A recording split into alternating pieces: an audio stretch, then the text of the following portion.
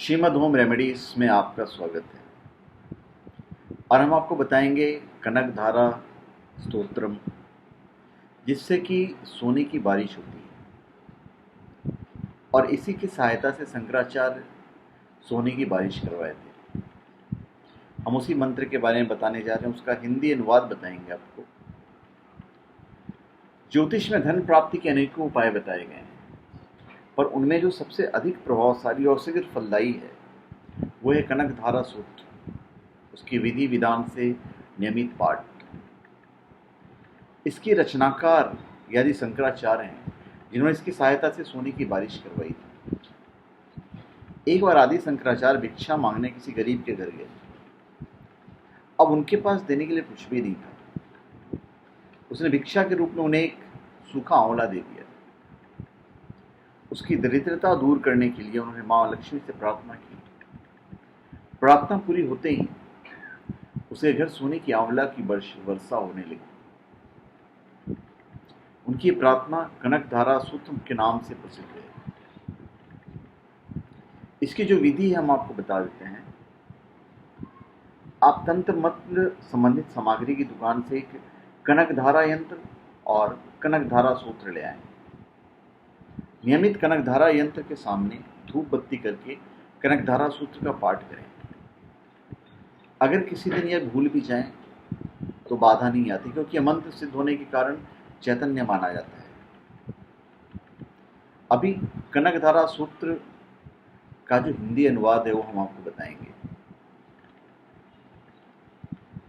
संस्कृत का जो है ये आप वहीं से लेके कीजिए, क्योंकि इसके प्रोनाउंसिएशन बहुत इंपॉर्टेंट है और बहुत लंबा चौड़ा है। लंबा चौड़ा इन द सेंस इतना लंबा भी नहीं है, और प्रोनाउंसिएशन में शायद मेरे से भी गलती हो जाए, लिखने में भी गलती हो सकती है।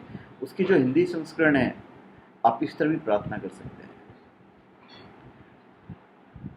पहला जो है शुरुआत यहाँ से होता है कि जैसे भ्रामरी अधखिले पुष्पों से अलंकृत तमाल वृक्ष का आश्रय लेती है, उसी प्रकार जो दृष्टि श्रीहरि के रोमांच से सुशोभित श्री अंगों पर निरंतर पड़ता रहता है, तथा जिसमें संपूर्ण ऐश्वर्य का निवास है, संपूर्ण मंगलों की अधाश्री देवी भगवती महालक्ष्मी का वह कृपा दृष्टि मेरे लिए मंगलदायी हो। जैसे भ्रमरी कमल दल पर मंडराती रहती है, उसी प्रकार जो श्री हरि के मुखार विंद की ओर बराबर प्रेम पूर्वक जाती है और लज्जा के कारण लौट आती है, समुद्र कन्या लक्ष्मी की वह मनोहर दृष्टि मुझे धन संपत्ति प्रदान करे। जो संपूर्ण देवताओं के अधिपति इंद्र के पद का वैभव विलास देने में समर्थ है, उन मुरारी श्री हरि को भी आनंदित करने वाली है, तथा जो नील कमल के भीतर भाग के समान मनोहर जान पड़ती है, उन लक्ष्मी जी के अधखुले नेत्रों की दृष्टि क्षण भर के लिए मुझ पर अवश्य पड़े। शेष साई भगवान विष्णु की धर्म पत्नी श्री लक्ष्मी जी के नेत्र हमें ऐश्वर्य प्रदान करने वाले हों, जिनकी पुतली तथा बरौनियां अनंग के वशीभूत हो, अधखुले किंतु साथ ही निर्विनेश नयनों से देखने वाले आनंद कंद श्री मुकुंद को अपने निकट पाकर कुछ तिरछी हो जाती है। जो भगवान मधुसूदन के कौस्तुभमणि मंडित वक्ष स्थल में इंद्र नीलमयी हारावली से सुशोभित होती है, तथा उनके भी मन प्रेम का संचार करने वाली है, वह कमल कुंजवासिनी कमला की कृपा दृष्टि मेरा कल्याण करे। जैसे मेऊ की घटा में बिजली चमकती है, उसी प्रकार जो कैटब शत्रु से विष्णु के काली मेघमाला के समान श्याम वक्ष अस्त्र पर प्रकाशित होती है, जिन्होंने अपने आविर्भाव से भृगुवंश को आनंदित किया है, तथा जो समस्त लोकों की जननी है, उन भागवती लक्ष्मी की पूजनीय मूर्ति मुझे कल्याण करे। समुद्र कन्या कमला की ओमंद अलस मंथर और अर्धनोमिलित दृष्टि, जिसके प्रभाव से कामदेव ने मंगलमय भगवान मधुसूदन के हृदय में प्रथम बार स्थापित किया था, वही दृष्टि मुझ पर भी पड़े। भगवान नारायण की प्रेयसी लक्ष्मी का नेत्र रूपी मेघ दया रूपी अनुकूल पवन से प्रेरित हो दुष्कर्म रूपी धाम को चीर काल के लिए दूर हटाकर विषाद रूपी धर्मजन्य ताप से पीड़ित मुझ दीन रूपी चातक पर धन रूपी जलधारा की वृष्टि करें। विशिष्ट बुद्धि वाले मनुष्य जिनकी प्रीति पात्र जिस दया दृष्टि के प्रभाव से स्वर्ग पद को सहज ही प्राप्त कर लेते हैं, पद्मासना पद्मा की वह विकसित कमल गर्भ के समान कांतिमय दृष्टि मुझे मनोवांछित दृष्टि प्रदान करे, जो सृष्टि रचना के समय वाग देवता के रूप में विराजमान होती है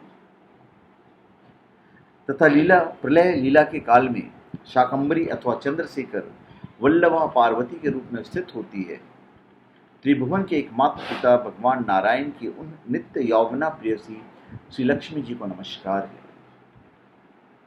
हे देवी, शुभ कर्मों का फल देने वाली श्रुति के रूप में आपको प्रणाम है।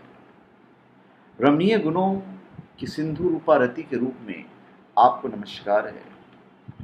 कमल वन में निवास करने वाली शक्ति स्वरूपा लक्ष्मी को नमस्कार है तथा पुष्टि रूपा पुरुषोत्तम प्रिया को नमस्कार है। कमल के समान कमला देवी को नमस्कार है। क्षीर संधु सभ्यता श्री देवी को नमस्कार है। चंद्रमा और सुधा की सहोदरी बहन को नमस्कार है। भगवान नारायण की वल्लभा को नमस्कार है। कमल के समान नेत्रों वाली ही मातेश्वरी, आप संपत्ति संपूर्ण इंद्रियों को आनंद प्रदान करने वाली हैं, साम्राज्य देने में समर्थ और सारे पापों को हर लेने के लिए सर्वथा हर लेती हैं। वो मुझे ही आपकी चरण वंदना का शुभ अवसर सदा प्राप्त होता रहे। जिनकी कृपा दृष्टि के लिए की गई उपासना उपासक के लिए संपूर्ण मनोरथों और संपत्तियों का विस्तार करती है। श्री हरि की हृदयेश्वरी उन्हीं आप लक्ष्मी देवी का मैं मन, वाणी और शरीर से भजन करता हूँ। हे विष्णु प्रिय, तुम कमल वन में निवास करने वाली हो। तुम्हारी हाथों में नीला कमल सुशोभित है।